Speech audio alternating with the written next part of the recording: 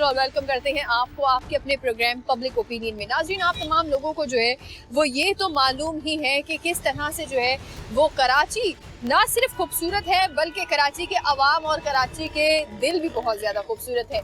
लेकिन यहाँ पर सबसे बड़ा एक मसला ये है कि यहाँ के अवाम को हमेशा नज़रअंदाज किया जाता है। यहाँ के अवाम के बारे में जो है वो कभी भी सोचा नहीं जाता है। अगर कराची को देखा जाए तो कराची जो है ना सिर्फ पूरे मुल्क में जो है वो एक अहम किरदार निभाता है बल्कि कराची सबसे ज़्यादा जो है वो सरमाया भी जनरेट करता है। लेकिन सबसे बड़ा इशू यहाँ पर ये आता है कि हमारे अरबाब इख्तियार जो है उनको हमारी नहीं पड़ी हुई। अगर हम कराची के मसाइल के बारे में बात करें या हम सोशल इशू के बारे में अगर हम बात करें सिर्फ, तो यहाँ पे जी पेट्रोल के मसाइल हैं, बिजली के मसाइल हैं, मुख्तलिफ यहाँ पे पानी के इश्यूज़ हैं, रोड ख़राब है, ट्रैफिक का हाल जो है वो ख़राब है, रोज़गार नहीं है, नौकरियाँ नहीं है लोगों के पास। लेकिन हम ये देखते हैं कि हमारे यहाँ पर जो हमारे सियासतदान हैं वो सिर्फ़ और सिर्फ जो है वो बैठकर अपने अपने एसी वाले घरों में बैठकर हम सिर्फ़ और सिर्फ ये देखते हैं कि वो अपने सियासी महाज पर जो है वो जीतने की कोशिश करते हैं। वो एक जंग में लगे हुए हैं, एक इक़्तिदार उनको चाहिए। सिर्फ़ और सिर्फ ये सियासी झगड़ा है और ये शख्सियात का झगड़ा है। ये इक़्तिदार और कुर्सी की लालच है जो उनको आवाम के लिए कुछ करने नहीं देती। जब भी हम बात करें कि हमारे अवाम जो है वो मसाइल में घिरे हुए हैं, हमारे अवाम जो है उनको रोज़गार नहीं मिल रहा है, किस तरह से वो गुज़र बसर कर रहे हैं, मुझे अलबत्ता इस बारे में सोच कर जो है वो इंतहाई अफसोस होता है। आज हम अपने अवाम को ज़रूर ये जो है वो जानेंगे उनसे कि सियासतदान तो आपके बारे में नहीं सोचते, तो क्या आप सियासतदान के बारे में सोचते हैं? क्या आपको सियासी शऊर है कि क्या सियासत में हो रहा है और किस तरह से जो है वो इलेक्शन आते ही हमारे सियासतदान एक्टिव होकर कराची के अवाम के लिए या फिर ये कहा जाए कि पूरे मुल्क के अवाम के लिए कुछ करना शुरू हो जाते हैं और जब भी इलेक्शन ख़त्म होते हैं तो दोबारा से जो है हालात वही हो जाते हैं। तो जी आएँ और आकर पूछते हैं कि किस तरह से और किस तरह से वो अपनी ज़िंदगी का गुजर बसर कर रहे हैं। आए हमारे साथ।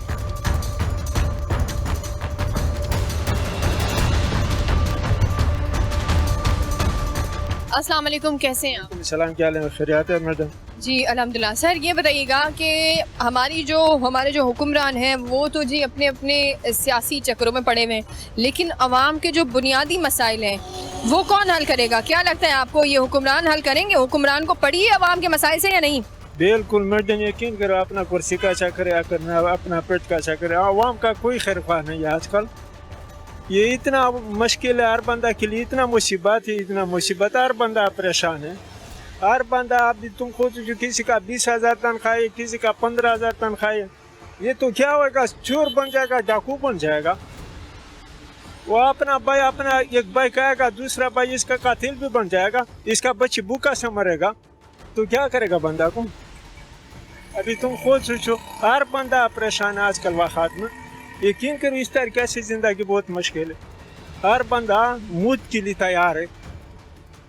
सर एक तकलीफ है हर बंदा को। अभी तुम खुद सोचो, किसी का फैमिली ज्यादा होता है, इसको कैसा पूरा करेगा? 15-20 हज़ार मकान का किराया भी होता है, 1000 मसले होता है। यकीन करो, बस ये बोलो अल्लाह ताला हम लोग का ऊपर मेहरबानी करो। सर एक सवाल, आपकी क्या तनख्वाह होगी? हमारा 22,000 है सर। और कितने मेंबर हैं? हमारा तो अभी फिलहाल 4 है, 2 बेटी शादीशुदा है। तो सर ये 22,000 में किस तरह गुजारा होता है? सर ये मैडम सच ही में बोलता, ये 13,000 मेरे के लिए बचेगा। ये मस्जिद से वजह से नेक लोग आता, किसी को 100, किसी को 50, किसी को 500, इसमें मेरे को गुजारा होता, तनख्वाह में नहीं होता। अगर तनख्वाह में किसी को बोलेगा झूठ भी है, पास हो 13 दिन भी होता, 13 दिन से बाद अगर कोई नेक लोग आएगा, मेरे को कोई खर्ची मर्ची देगा तो मेरा पूरा होता। सर ये हुक्मरानों को कुछ कहना चाहेंगे जिनको आपके मसाइल की कोई पड़ी नहीं है? ये कुछ भी नहीं करेगा आवाम के लिए, कुछ भी नहीं करेगा, सिर्फ अपना जान के लिए। हर बंदा कोई भी अपना जान के लिए, दूसरा के लिए कोई भी खैर ख्वाह नहीं। आजकल कोई भी एक दूसरा का नफसी का आवाज़ है, ये दुनिया में क़यामत का निशाना है। एक दूसरे का कोई भी खैर ख्वाह नहीं, किसी का कोई हेल्प करेगा। लेकिन ये अल्लाह से मैं शुक्र अदा करवाएगा, ये मस्जिद का मेहरबानी मेरे ऊपर है। किसी को 100, किसी को 500, किसी को आसान एक भी मिलता है, 1000 भी देता है। अच्छा, ये एक बहुत बड़ा मसला है कि हमारे हुक्मरान जो हैं उनको कुछ पड़ी नहीं है हमारे आवाम के मसाइल से। उनको सिर्फ ये पड़ी है कि किस तरह से वो जो है आखिर वो किस तरह से अपने इक़्तिदार हासिल कर सकते हैं, वो किस तरह से जो है वो सियासी कुर्सी हासिल कर सकते हैं। मज़ीद लोगों से पूछते हैं कि वो क्या कहते हैं। अस्सलाम वालेकुम सर, कैसे हैं आप? वालेकुम सलाम। सर एक बात बताइएगा कि आजकल तो बल्दियाती इंतखाबात के बारे में भी बड़ा चर्चा है, पूरा पाकिस्तान ही इस बारे में बहुत कुछ बोल रहा है। सर आप क्या कहेंगे सबसे पहले कि ये वोट तो मांगने के लिए आ जाते हैं लेकिन हमारे अवाम के जो बेसिक मसाइल हैं उसको तो कोई हल नहीं कर रहा। बेसिकली आपको पता है कि ये सब जो हैं एक ही थैली के चटे बट्टे हैं, और ये सिर्फ और सिर्फ उसी वक्त नज़र आते हैं या उसी वक्त कोई काम करते हुए नज़र आते हैं जब इनको वोट की ज़रूरत होती है। अदरवाइज़ ये लोगों की तरफ देखना भी नहीं चाहते। तो मेरे ख्याल में तो हर इंसान को जो है हक राय देने का जो हक है, लेकिन वो ऐसे बंदों को चूज़ करें जो वाकई ही इसके मुस्तहक हों और काम करने वाले हों। लेकिन सर अवाम ही तो मुंतखब करती है, फिर अवाम ही शिकायत कर रही है कि हमारे मसलों को हल नहीं किया जा रहा। तो जब अवाम को इतनी जो है वो शिकायत है तो फिर अवाम वोट क्यों देते हैं इनको? आपको पता है कि इनको अवाम करती है। ये भी सोचने वाली बात है। आपको क्या लगता है? नहीं, इनको वो जो है इनके जो आगे कारिंदे हैं जो उन्होंने आगे रखे हुए हैं वही बैलेट बॉक्स पे जो है ना जितने मर्जी चाहें वोट डालते जाए, जो जैसा मर्जी करते जाएं, तो उतने तो वोटर्स आते भी नहीं हैं जितने ये शो कर देते हैं। तो मतलब आप ये कह रहे हैं कि अवाम का वोटों से कोई दूर दूर तक जो है वो कोई है ही नहीं, लेना देना ही नहीं है। बिल्कुल। अच्छा, तो आप पहले बताइएगा आप वैसे कहाँ के लिए जा रहे हैं, क्यों आप ये रोड पर खड़े हुए हैं, आखिर क्या आपको इशू क्या है ये बताइएगा। एक्चुअली मैं एक प्रोफेशनली टीचर हूँ, तो मैं अभी जो है ना एक जगह पे ट्यूशन पढ़ाई है और अब दूसरी जगह पे जा रहा हूँ ट्यूशन पढ़ाने के लिए। अपने सिस्टम को चलाने के लिए जो है हमें तो मेहनत करनी है और हम करते रहेंगे। सर आपकी तो बहुत बड़ी जिम्मेदारी है कि हमारी जो न्यू जनरेशन है उसको भी शऊर देना है, तो उनको आप क्या क्या मशवरा देते होंगे? बिल्कुल, हम उनको हक और सच की राह पर चलने की ही तलकीन करते हैं और यही हमें उनको दर्स देना है। ये बहुत अच्छी बात है। और टीचर्स जो है वो आपको पता है एक मुल्क को चलाने का अगर मैं कहूँ कि बहुत बड़ा एक सरमाया है, तो ये भी गलत ना होगा। लेकिन हम ये जानेंगे कि क्या हमारे अवाम को जो है वो पड़ी है कि हुक्मरान उनकी तो बिल्कुल भी परवाह नहीं कर रहे, तो क्या हमारे अवाम हुक्मरानों की परवाह कर रहे हैं या नहीं? सवाल तो ये भी एक बहुत बड़ा है।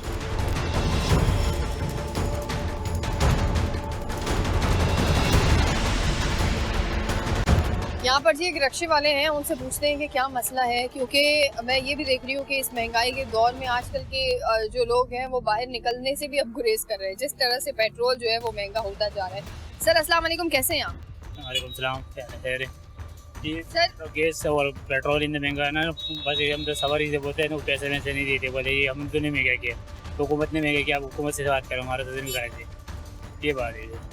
सर एक बात बताइएगा, ये आप बैठे हुए हैं तो क्या ये रोजगार नहीं मिलता? क्या ये लोग आते ही नहीं है यहाँ पर? कितना आप देख रहे हैं फ़र्क हुआ है पेट्रोल के महंगा होने से जो है। वो कभी ज़्यादा नहीं निकल लेना, मतलब महंगाई हो गई बहुत ज़्यादा ना, हाँ ना। अब महंगाई की वजह से लोग निकल रहे नहीं बाहर वाले जाते, बस मौसम में जाते ऐसे नहीं, इसकी वजह से लोग रश्के मशके में नहीं जाते खास, इसलिए थोड़ा महंगाई हो गई। अब इसलिए महंगाई की वजह से लोग नहीं निकल रहे थे। अच्छा, एक दिन में कितना आप कमा लेते हैं? ये तो बहुत मुख्तलिफ कमा रहे थे बस ना।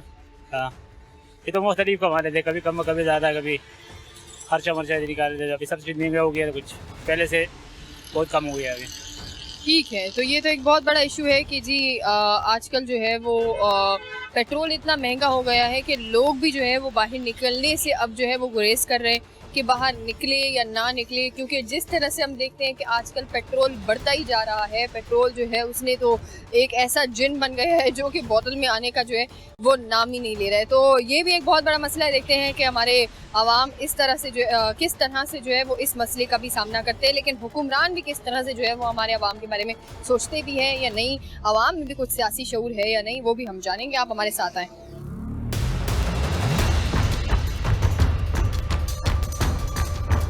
अस्सलाम वालेकुम, कैसे हैं आप? जी अल्लाह की शुक्र, आप सर ठीक है? जी अल्हम्दुलिल्लाह। सर ये बताइएगा कि आज का सबसे पहले तो आप ये बताएं सर आपके क्या मसले हैं? हमारे तो बहुत मसले हैं। क्या लगता है आपको कि हमारे जो हुक्मरान हैं उनको हमारे मसाइल से कोई लेना देना है या नहीं है? बस अल्लाह उन्हें हिदायत दे, उनको सब पता है आवाम के साथ क्या हो रहा है और क्या मामला है, सब पता है उन्हें। अल्लाह उन्हें हिदायत दे, जितना बेहतरी करेंगे हमारा फ़ायदा है उसमें। लेकिन ये आवाम को अगर सब पता, हुक्मरान को अगर सब पता है, लेकिन उन्हें देखकर लगता तो नहीं है, क्योंकि अभी तक मसाइल का कोई हल हमें नज़र नहीं आया। आ जाएगा, इलेक्शन करीब है, मसाइल का हल निकाल देंगे बहुत जल्द। इसी मामले में लगे हैं वो भी। तो आपको ये लगता है कि जब भी इलेक्शन करीब होते हैं तब हुकूमत जो है वो एक्टिव होती है और हुकूमत मसाइल हल करती है? जी बिल्कुल करती है, जैसे भी करीब है, जैसे हालात हैं वैसे मामलात भी होने चाहिए। करेंगे, बिल्कुल हल करेंगे वो। उन्हें भी पता है कि किस तरह महंगाई और किस तरह आवाम फीस रही है महंगाई में।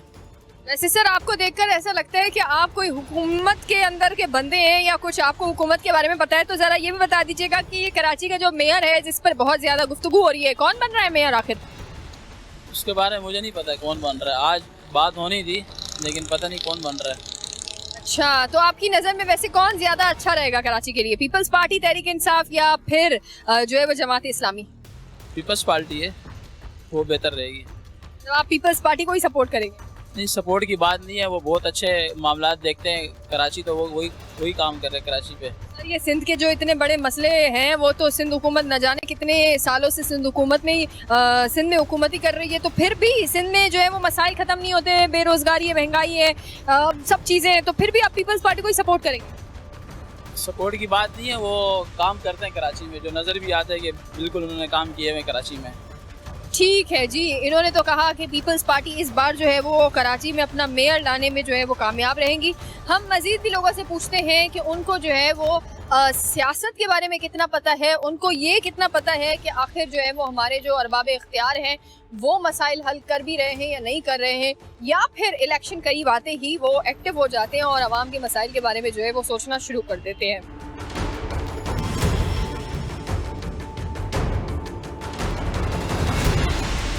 सर, ये बताइएगा कि आवाम के जो मसाइल है, ये पेट्रोल महंगा होता जा रहा है, बेरोज़गारी है, हम देखते हैं ट्रैफिक का एक बहुत बड़ा मसला है, और यहाँ पर जो है वो सबसे बड़ी चीज़ पानी, बिजली का मसला है। गर्मी बढ़ती जा रही है, बिजली आती नहीं है, तो इस बारे में क्या आप कहते हैं कि हुक्मरानों को हमारे मसाइल से कुछ पड़ी है या नहीं?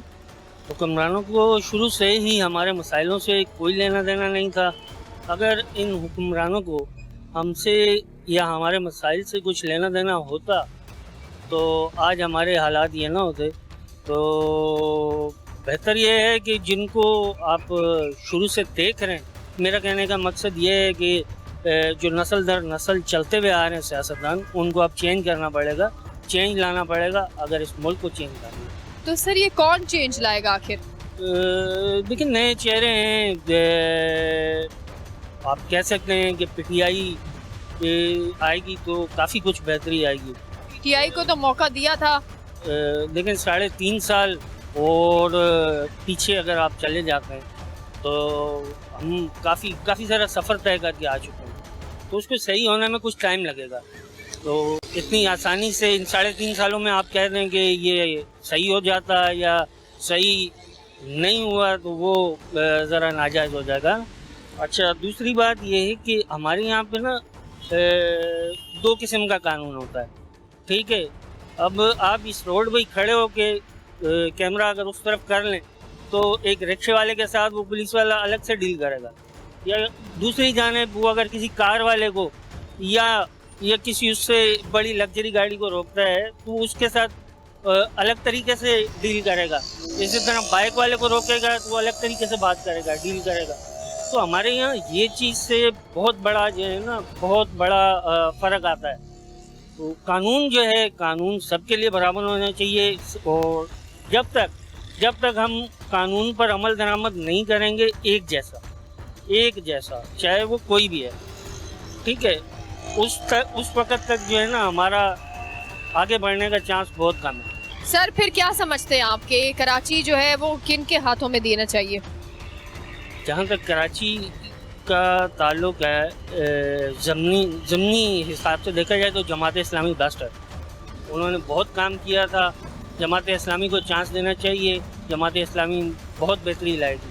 ठीक है, तो ये जी कहते हैं कि जमात इस्लामी को जो है वो एक बार मौका देना चाहिए और ये मौका भी जो है वो ये जनाब खुद ही दे सकते हैं। अवाम के हाथों में है कि वो किसको मुंतखब करते हैं और किसको मुंतखब नहीं करते हैं। हम मज़ीद लोगों से जानते हैं कि सियासी शऊर उनमें कितना है और वो क्या समझते हैं कि सियासतदानों को जो है वो उनके मसाइल के बारे में जो है वो मालूमात है भी या नहीं।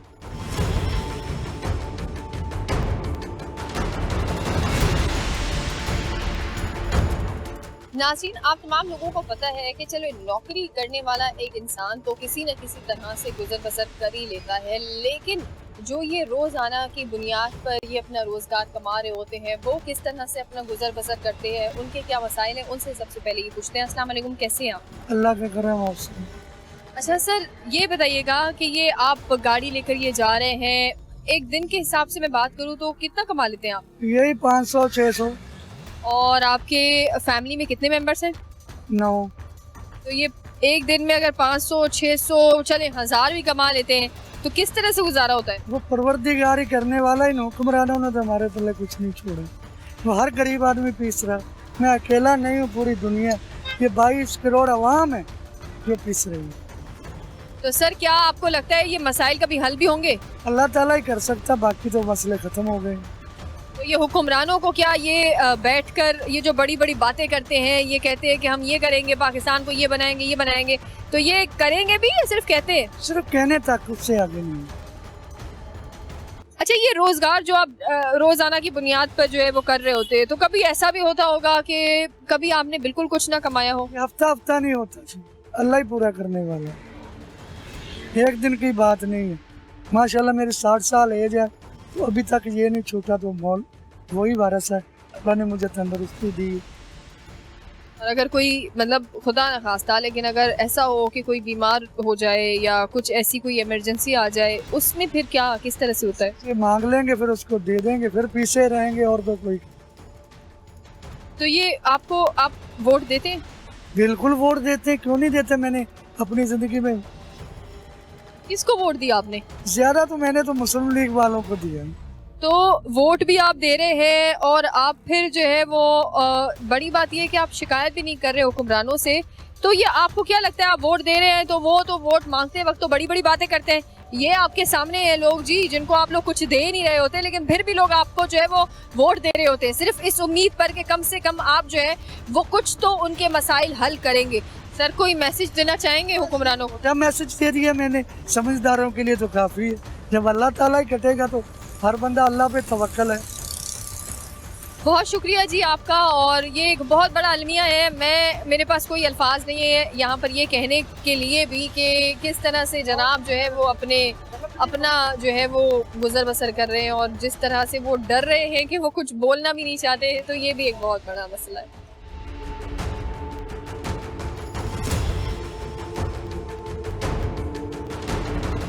नाज़रीन, सोचने वाली जो है वो अब वापस आ रही हो। नाज़रीन, जैसा कि आप तमाम लोगों को पता है कि आज के प्रोग्राम में हमने कोशिश की कि हम आपको जो है वो अवाम के मसाइल के हवाले से थोड़ा सा जो है वो बता सके। मुझे ऐसा लगता है कि अवाम के मसाइल के बारे में हमें आपको बताने से ज़्यादा आप खुद भी जानते हैं कि अवाम को क्या मसले हैं।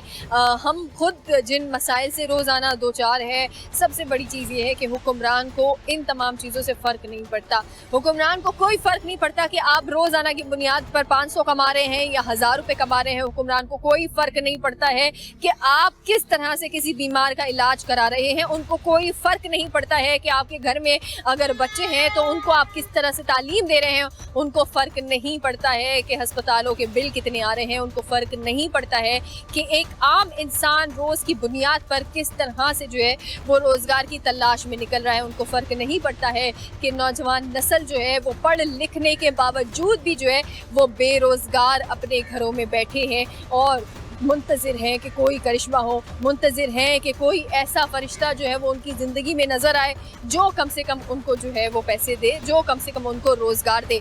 यहाँ पे कोई किसी से जो है वो भीख नहीं मांग रहा है। यहाँ पे पाकिस्तान के अवाम अपने अरबाब इख्तियार से सिर्फ मांग रहे हैं कि हम पढ़ लिख गए हैं, हमें जो है वो रोज़गार दे दो, हमें नौकरियाँ दे दो। वो नौकरियों की तलाश में है, भीख कोई नहीं मांग रहा। हर किसी को हम देख रहे हैं कि सब अपने अपने तरीके से जो है वो रोज़गार कमाने की तलाश में निकले हैं। लेकिन अरबाब इख्तियार को अभी भी सिर्फ ये फिक्र है कि जी इलेक्शन होने वाले हैं, आवाम के लिए थोड़ा बहुत किया जाए और इसके बाद जो है वो आवाम को थोड़ा बहुत दे दिया जाए। आवाम तो है बेवकूफ़, इस बार भी बेवकूफ़ बन जाएंगे, लेकिन डरे उस वक्त से जब आवाम इकट्ठा होकर एक आवाज़ बनकर जो है वो आपके ऊपर आए, आपके तख्त हिला दे और आपकी कुर्सियां आपसे छीन ली जाए।